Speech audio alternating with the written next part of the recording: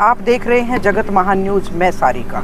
देश में चुनावी माहौल है। लोकसभा के चुनाव को लेकर भाजपा जहां पूरी तरह से आश्वस्त नजर आती है, 400 का नारा देने के बाद कांग्रेस भी मानसिक दबाव में आ गई है। कांग्रेस की अगर मैं बात करूं तो सड़कों पर लड़ाई लड़ी जा रही है। कांग्रेस के जो सांसद हैं, विपक्ष के सबसे बड़े चेहरा राहुल गांधी इन दिनों भारत जोड़ो न्याय यात्रा पर हैं और वो लोगों को मुद्दों के साथ अपने साथ जोड़ रहे हैं। भाजपा भी हरियाणा में पूरी तरह सक्रिय हो गई है। पिछले 10 लोकसभा सीटों में से 8-9 सीटों पर भारतीय जनता पार्टी के सांसद हैं और उनको फिर से लगता है कि जब भी चुनाव आएगा 10 की 10 सीटें उनके खाते में होंगी। लेकिन बदले में मुकाबला करने के लिए कांग्रेस जिस तरह से एक्शन में दिखाई देती है, उस एक्शन को हम जगत महान न्यूज़ लगातार कवरेज कर रहा है। साथ साथ उसके तुरंत बाद विधानसभा के चुनाव भी होने हैं, तो जो लोग लोकसभा में काम करेंगे उनमें विधानसभा के जो दावेदार हैं, जो प्रत्याशी तैयार हो रहे हैं, उनके भी एक होमवर्क गिना जाएगा। हाई कमान उन पर भी नज़र बनाए हुए है और जगत महान लगातार इस जीटी रोड बेल्ट को कवर कर रहा है। जो उसी कड़ी में घरौंडा विधानसभा सीट पे हूँ मैं और यहाँ एक ऐसे दावेदार से मैं मिलकर बात करना चाहूँगी। उनको मैं जानना चाहूँगी कि घरौंडा विधानसभा जो लगातार कांग्रेस के लिए सूखी हो गई है, लगातार 25 साल से कांग्रेस का यहाँ खाता नहीं खुल रहा। आखिरी बार कंवर रामपाल जी यहाँ से विधायक बने थे, उसके बाद लोगों ने कांग्रेस को गले नहीं लगा। इस तमाम मुद्दों पर बात करने के लिए हमारे साथ घरौंडा के जो दावेदार हैं कांग्रेस के, अनिल राणा जी से मैं आपकी बात करवाना चाहूँगी और इनसे मैं समझने की कोशिश करूँगी कि घरौंडा विधानसभा कांग्रेस को क्यों नहीं पसंद कर रही। नमस्कार जी। राणा साहब, मैं कई बार आती हूँ आपसे तो मिलने की मैंने कई बार कोशिश की, नहीं मुलाकात हो पाई।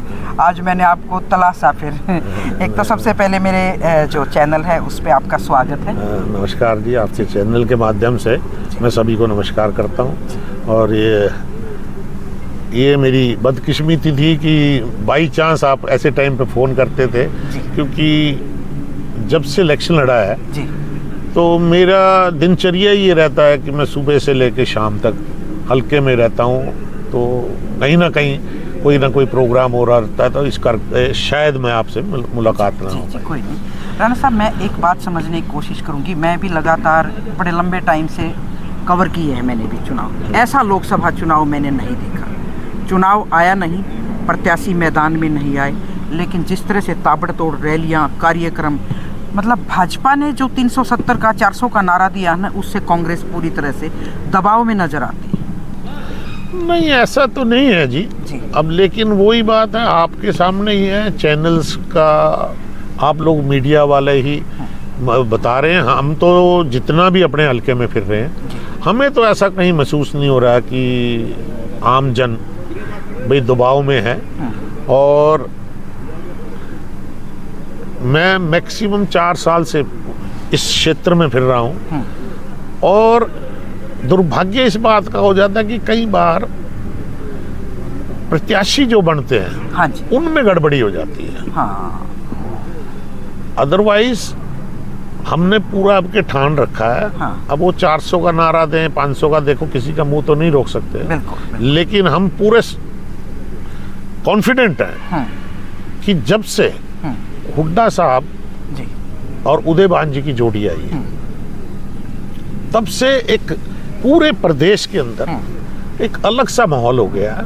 और 36 बरादरी, मैं नहीं कहूँगा कोई एक बरादरी, 36 बरादरी के लोग हुड्डा साहब की तरफ देख रहे हैं। वो इस बीजेपी की निकम्मी सरकार से बहुत ज़्यादा परेशान है। कोई भी वर्ग हो उसमें, चाहे गरीब हो, मजदूर हो, व्यापारी हो, किसान हो, कोई भी हमें ऐसा एक वर्ग नहीं मिलता जो उनकी बुराई नहीं करते हैं।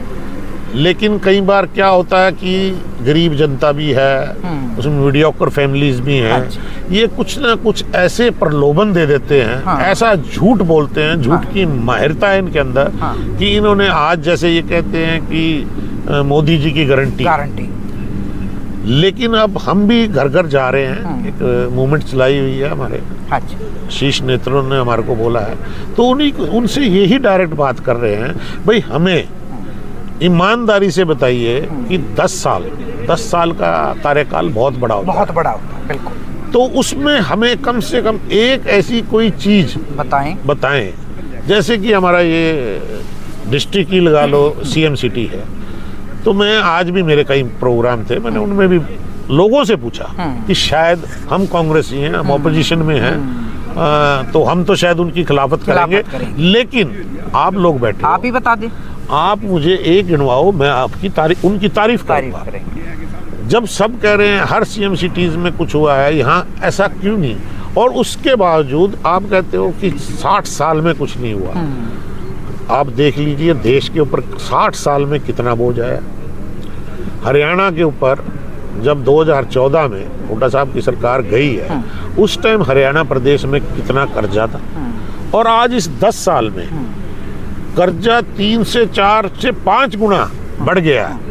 3, 3.5, 4 लाख करोड़ रुपए तक का हो गया है। भाई ऐसा इस पैसे का उन लोगों ने क्या किया? अच्छा, ये जो आंकड़ों के साथ जब आप लेकर चलेंगे, अभी लोकसभा का चुनाव होना है, माहौल बना हुआ है, जब आंकड़े लेकर चलेंगे ना, लास्ट तक मैंने देखे हैं राणा साहब, लास्ट तक आते आते ना चुनावी जो मूड बनता, जो माहौल बनता, ये तर्क और ये आपके मुद्दे ये गायब हो जाते। चेहरा और जो आप वाली बात है, एक वो ले उसमें फिर सारी चीजें खत्म।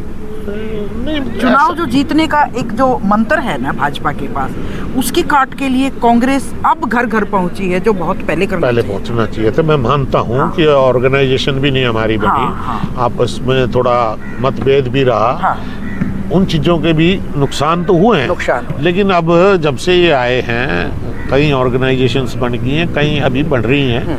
बस अब मुझे नहीं ऐसा लगता, क्योंकि हम भी यहाँ से कह रहे हैं कि भाई चलो जो भी आएगा, एक तो सबसे बड़ी बात है जातिगत समीकरण बनाना पड़ता है, बनाने पड़ते हैं, बिल्कुल, उसके बगैर काम नहीं चलता। मक्खड़ जाल बन गया चुनाव में जो जातीय समीकरण है ना, इनके पास सबसे बड़ा तो इन्होंने जो जहर घोला है। भाई हम 36 बरादरी गांव में रहते हैं, क्या हमारे में प्यार नहीं था? या पहले कभी कोई झगड़े हुए? आज ही क्यों हमारे को लड़ा रहे हैं? कोई जाट को नॉन जाट से, यूपी में मुसलमान को हिंदू से, और कई प्रांत में मराठाओं को दूसरों से, मतलब हर जगह इन्होंने जाति समीकरण बिगाड़ दिए गए हैं। घरोंडा में तो खास कर देखो, मतलब हर जगह ही है, हर जगह। जैसे ये सीट तो है, राणा साहब आप मानो ना मानो, आप हुड्डा साहब के बहुत करीबी भी रहे हैं। 2019 में आपने चुनाव लड़ा, अच्छी खासी आपने वोट ली।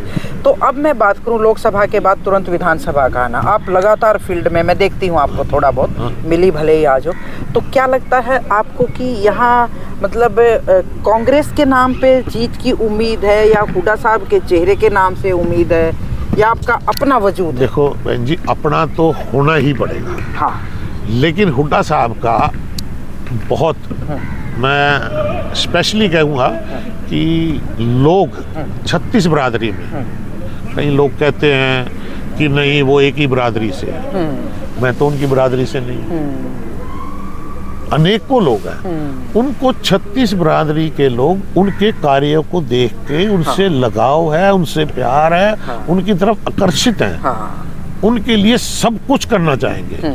तो मैं आपके माध्यम से भी शीर्ष नेतृत्व को भी ये कहूँगा कि जब मास फॉलोइंग जिसके साथ है, बिल्कुल, ये सबको पता है कि हुड्डा साहब हैं तो कांग्रेस है। मैं इसको प्रेज नहीं करूंगा, नहीं प्रेज तो नहीं करेंगे, ये बात बहुत अखरती। मैंने एक दिन हुड्डा साहब से भी ये बात की, अभी 1-1.5 महीना पहले मेरा उनसे इंटरव्यू था। तो दूसरे जो और भी है नेता, तो इसमें उनको मैं ग्रुप का नाम नहीं लूंगी, वो एक सामान्य भाषा हो जाएगी। तो जब ये हुड्डा साहब वाली बात आ जाती है, अभी देखना इलेक्शन आने तक तोड़ फोड़, अदला बदली, जिताऊ चेहरों को कांग्रेस बीजेपी की तरफ जा रहे हैं, जो जिताऊ आ गया। एक और मैं बात करूं साथ के, इसके अलावा एक तड़का लगा है गठबंधन का कांग्रेस में पहली बार। तो ये जब सारे समीकरण होंगे, तो क्या लगता है कि घरोंडा की सीट इस बार कांग्रेस की झोली में जा सकती है? मैं बहन जी पूरा विश्वास ये नहीं है कि उसमें मैं ही लड़ूं, कोई भी आएगा कांग्रेस का, जिसको भी माननीय हमारे अध्यक्ष जी या कांग्रेस पार्टी जिसको भी हुड्डा साहब टिकट देंगे, हम तन मन धन से, और अब के मैं विश्वास दिलाता हूँ कि घरोंडा से कांग्रेस का ही विधायक बनेगा। अच्छा, एक मेरा आखिरी सवाल और है राणा साहब, मैंने अक्सर देखा है कांग्रेस में, अगर टिकट मिल गई तो मेरी कांग्रेस, अगर नहीं मिली तो मेरी कांग्रेस ने आपको लेने वाले भी बहुत आ जाएंगे, क्योंकि उनको लगता है कि भी जिताऊ जिताऊ दावेदार हैं, ये जिताऊ कैंडिडेट है। क्योंकि आपने जब 75 पार के नारे में आपने 50,000 से ज़्यादा वोटें ली, तो आपकी नज़र सब पे है। अब अपने बारे में तो क्या बताऊं मैं जी। देखो, मेरे फादर साहब के बाद आज तक कांग्रेस यहाँ से जीती नहीं। 91 में 91 में लास्ट बने थे, 96 तक रहे। हाँ जी। उसके बाद नहीं मौका मिला, कांग्रेस को गले नहीं लगा लोगों ने, नहीं लगाया। मेरे भी जीत के कारण क्या है कि मेरे फादर ने बड़ी निष्ठा से, बड़ी ईमानदारी से इस हलके को सींचा है। अगर आप जाएं इस साइड में परली तरफ खादर में, वो उस टाइम की राजनीति बड़ी अच्छी थी। लोगों के अंदर एक सेवा करने का भाव था।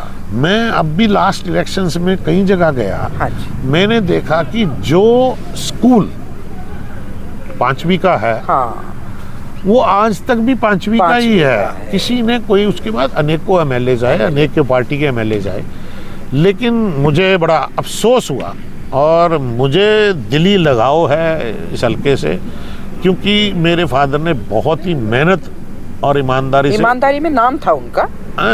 ये तो आप कहीं भी पूछ लीजिए, उन्होंने बहुत कभी भी ये नहीं सोचा कि मैं मंत्री हूँ।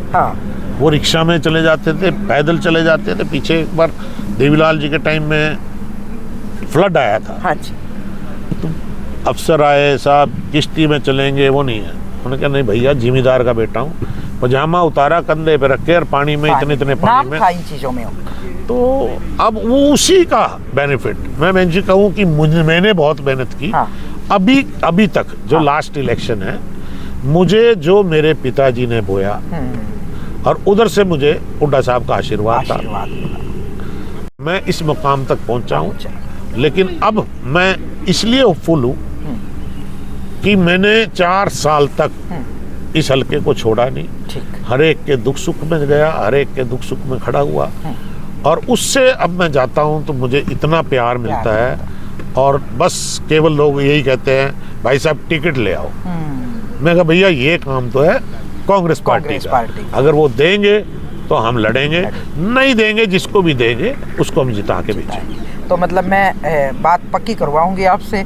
मैंने बहुत जगह पे देखती हूँ, जब टिकट नहीं मिलती तो टाटा बाय बाय। तो आप कांग्रेसी हैं, ये दिल में कांग्रेसी है या कांग्रेसी हैं? मैं दिल से ही कांग्रेसी, और स्पेशली कहूँ जी, मैं हुड्डा कांग्रेस हूँ। बहुत बहुत शुक्रिया हमसे बात करने का। तो ये थे हमारे साथ अनिल राणा। इनकी बेबाक और इनके जो पिता की मेहनत और ईमानदारी का जो उनका माहौल रहा है, लोग उनके बारे में आज भी चर्चा करते हैं। मैं तो कभी मिली नहीं, लेकिन जब भी मैं इस हल्के में आती हूँ तो उनके बारे में ये बातें मैं सुनती हूँ। और उन्हीं के कदम चिन्हों पर चलते हुए राणा साहब कितने कामयाब होंगे, पार्टी इन पर कितना भरोसा जताएगी, यह तो आने वाला समय बताएगा। घरौंडा से सारिका की रिपोर्ट। नमस्कार।